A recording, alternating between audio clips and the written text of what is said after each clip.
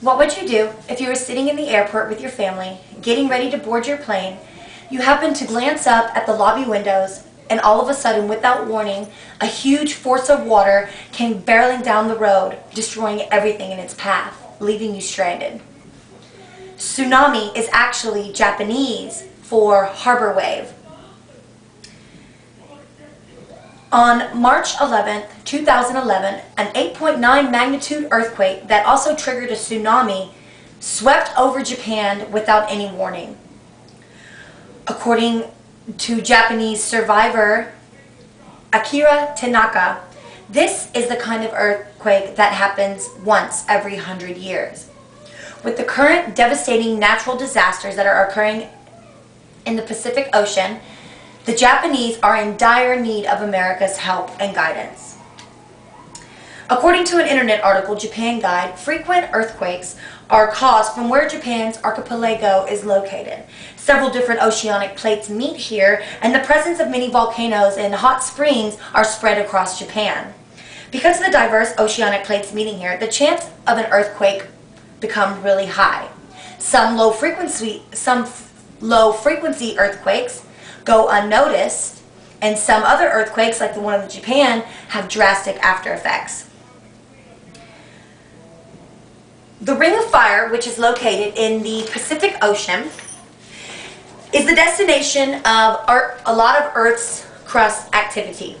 A lot of oceanic plates meet here, and with all the activity, there's a lot of volcano eruptions, earthquakes, and as a result, they trigger tsunamis.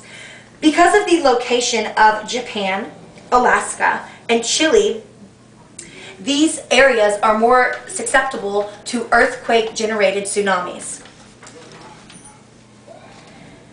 An earthquake begins when two slabs of earth rub against each other suddenly, causing friction. The surface where they slip against each other is called the fault plane. Smaller earthquakes take place, called the foreshocks, right after a much larger one called the main shock.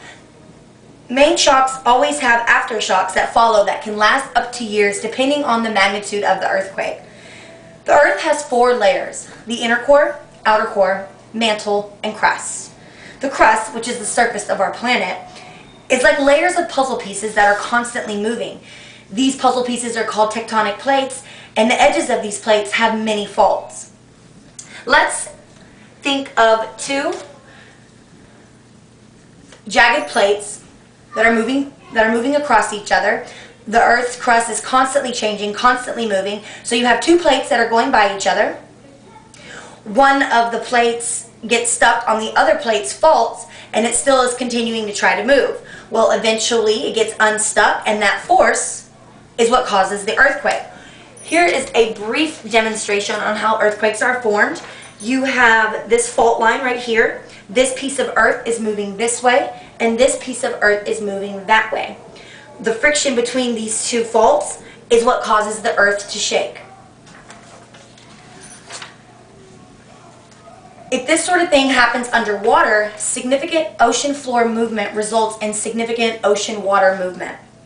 On March 11, 2011, an 8.9 magnitude hit Japan without warning, the sixth biggest earthquake since 1900. The earthquake triggered a tsunami that was over 40 feet high, which is very similar to a 4-story building, that was 6 miles wide and was moving at the same rate as a commercial airplane, which can move up to 600 miles per hour. The death toll has been rising since Japan has been recovering from this annihilation from the tsunami. But as of right now, the death toll is at about 13,000. The earthquake and tsunami even caused a nuclear chemical plant to explode. Luckily, according to officials, there was no radiation leaking from these plants. However, they still asked residents living within a 2-mile radius to evacuate immediately. On April 7th, a major aftershock shook up northeastern Japan, scaring thousands of people, and a temporary tsunami warning was issued from fear of last month's devastation. After the terrifying earthquake and deadly tsunami that hit Japan, there are so many people who are suffering without homes, food, cars, and even clothes.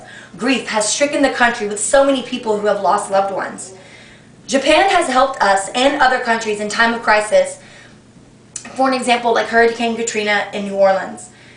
The American Red Cross is supporting Japan by taking donations along with other organizations like Global Giving, the Salvation Army, and International Medical Corps, where a team of doctors flew out to Japan with medicine to help the remaining survivors. Right now, the tsunami waves had swept across farms, taken homes, vehicles, destroying crops, and ruined the lives of many Japanese. Anyone can easily make a donation online, and even celebrities are talking public about encouraging people of what they can do to help.